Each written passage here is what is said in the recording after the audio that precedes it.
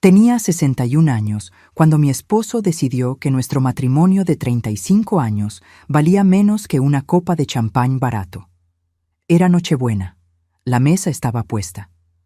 Pasé el día entero preparando las comidas navideñas favoritas que a él siempre le encantaron. La casa olía a canela y vino caliente. Yo estaba feliz, ¿sabes?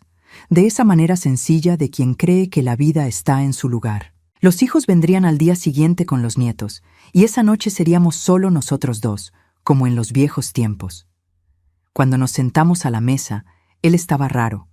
No me miraba a los ojos, jugaba con el tenedor, acomodaba la servilleta, miraba el reloj. Le pregunté si todo estaba bien, si había pasado algo en el trabajo. Él trabajó toda la vida en mi empresa, en la oficina que mi papá fundó y que yo tomé después de que falleció. Empecé como asistente, aprendí cada función, cada proceso, y cuando me tocó a mí, hice crecer ese lugar. Dupliqué las ganancias en 10 años. Mi esposo entró como gerente comercial, y yo siempre valoré su trabajo. Siempre lo respeté.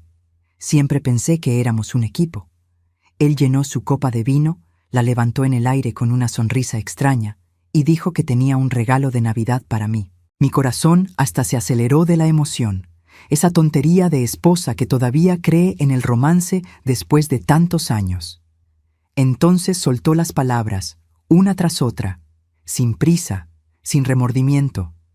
Dijo que quería el divorcio, que ya había hablado con un abogado, que estaba cansado, que necesitaba vivir, que yo era demasiado controladora, que nuestra relación se había vuelto rutina. Dijo todo eso masticando un pedazo de pavo, limpiándose la boca con la servilleta, tomando otro trago de vino. Me quedé viendo a ese hombre que yo creía conocer.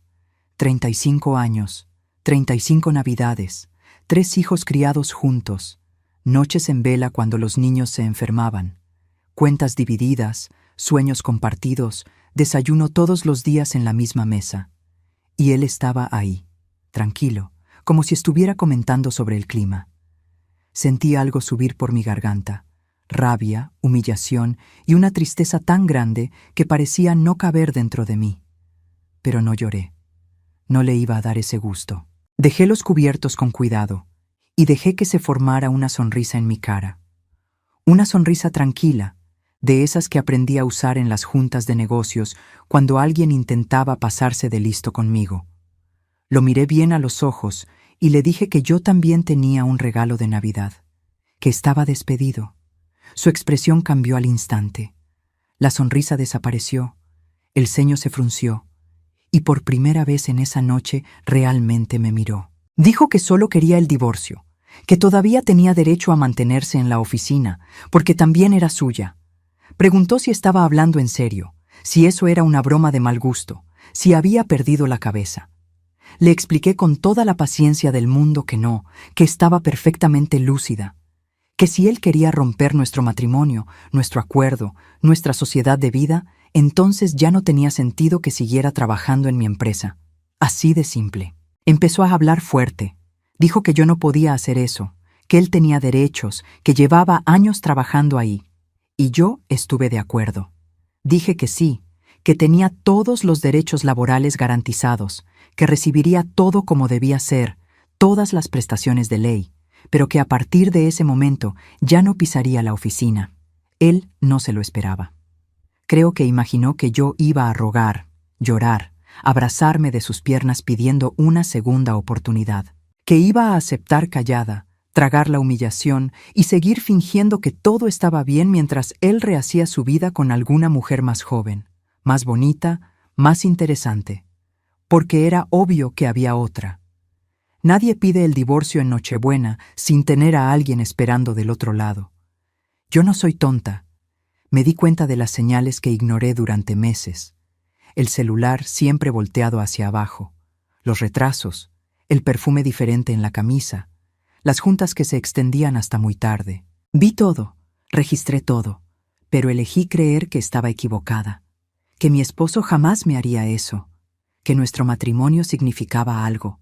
Pero ahí, en esa mesa de Navidad, con el pavo enfriándose y el vino perdiendo el sabor, entendí que había sido una idiota, que mientras yo sostenía nuestra familia, nuestra casa, nuestro negocio, él estaba planeando su escape. Y lo peor, creyendo que yo iba a aceptar con la cabeza agachada. Me levanté de la mesa, agarré mi bolsa, saqué las llaves de su carro, ese que la empresa pagaba, y las puse sobre la mesa. Dije que el carro también era patrimonio de la empresa, que el departamento donde vivíamos era mío, comprado con el dinero que gané antes de casarnos, que el seguro médico estaba a nombre de la empresa, que básicamente todo lo que él había conseguido en los últimos años había venido de mi trabajo, de mi esfuerzo, de mi dedicación. Él se levantó de la silla, empezó a caminar de un lado a otro, se pasó la mano por el cabello. Dijo que yo estaba siendo injusta, vengativa, que estaba usando mi poder para lastimarlo. Y yo me reí. Me reí de verdad, de esa manera amarga de quien finalmente ve la verdad. Le dije que lo injusto era lo que él me había hecho, que vengativa no estaba siendo, solo práctica, que si él quería su libertad, entonces que fuera libre de verdad, libre de mi dinero, de mi empresa, de mi protección. Los días siguientes fueron los más difíciles de mi vida. Tuve que contarles a mis hijos, enfrentar las miradas de lástima, escuchar las opiniones de quienes creían que yo había exagerado. Hay gente que dijo que debía haber intentado salvar el matrimonio, ir a terapia de pareja, dar una segunda oportunidad. Como si el error fuera mío. Como si yo hubiera pedido que me abandonaran en Nochebuena como un regalo que nadie quiso abrir. Mis hijos quedaron divididos. 2 me apoyaron, entendieron mi dolor y mi decisión. Uno de ellos, el de en medio, se puso del lado del papá. Dijo que yo siempre había sido muy controladora, que mi esposo debía estar ahogado, que en el fondo yo también tenía la culpa del fin del matrimonio. Eso dolió más que la petición de divorcio. Ver a mi propio hijo juzgándome, responsabilizándome por la traición del padre. Pero seguí adelante. Porque era eso o hundirme. Volví a la oficina después de Año Nuevo con la cabeza en alto. Ignoré los murmullos, las miradas curiosas, las preguntas disfrazadas. Hice una junta, expliqué que había cambios en el equipo, que el puesto de mi exesposo se redistribuiría y que esperaba de todos el mismo profesionalismo de siempre. Nadie se atrevió a cuestionar. No enfrente de mí, al menos. Me sumergí en el trabajo como nunca. Me despertaba a las 5 de la mañana, dormía después de medianoche. Revisaba contratos, cerraba negocios, expandía operaciones. La empresa fue mi salvación. Era el único lugar donde todavía tenía control, donde mis decisiones importaban, donde sabía exactamente qué hacer. En los ratos libres, cuando el silencio de la casa se volvía demasiado pesado, me permitía sentir. Lloraba en la regadera, gritaba sola en el cuarto, hasta rompí algunos platos una noche especialmente difícil. Fui a terapia. Empecé a caminar todas las mañanas en el parque cerca de casa. Conocí a otras mujeres, algunas en la misma situación que yo, otras con historias todavía peores. Me di cuenta de que no estaba sola, que el abandono, la traición, la sensación de haber sido desechada después de toda una vida de dedicación era más común de lo que imaginaba. Y eso, de una manera extraña, me reconfortó. No porque quisiera el mal para otras personas, sino porque me hizo entender que el problema no era yo, que no había fallado como esposa, como mujer, como ser humano. Descubrí, 3 meses después del divorcio, quién era la otra. Una becaria de otra empresa, 28 años, cabello largo, cintura delgada, sonrisa fácil. Ese cliché ambulante en el que juré que mi esposo jamás caería, pero cayó. Y lo más triste es que ella no sabía nada. No sabía que él estaba casado, que tenía hijos, que tenía toda una vida construida. Él le mintió a ella también. Vendió una imagen de hombre libre, exitoso, disponible. Cuando ella descubrió la verdad, vino a buscarme, llorando, pidiendo disculpas, diciendo que jamás se habría metido si hubiera sabido. Miré a esa muchacha y sentí lástima. Lástima por ella, lástima por mí, lástima por todas nosotras que creemos en las palabras equivocadas. Un año después, mi vida estaba completamente diferente. La empresa creció otro 30%. Abrí 2 sucursales nuevas. Contraté gente increíble, competente, leal. Volví a viajar, a salir con amigas y a reír de verdad. Compré ropa nueva, cambié el corte de cabello, me inscribí en clases de baile. Me estaba redescubriendo quién era yo más allá de esposa, más allá de mamá, más allá de empresaria. Descubrí que me gustaba el teatro, los vinos diferentes, las conversaciones profundas sobre arte y filosofía. Cosas que había dejado de lado durante todos esos años en que mi vida giraba alrededor de la familia y el trabajo. Mi exesposo, por otro lado, no le fue tan bien. La muchacha lo dejó cuando descubrió que era el amante. Él intentó conseguir trabajo en varias empresas del ramo, pero mi reputación en el mercado era sólida, y la gente sabía la historia. Nadie quiso arriesgarse a disgustarme contratándolo.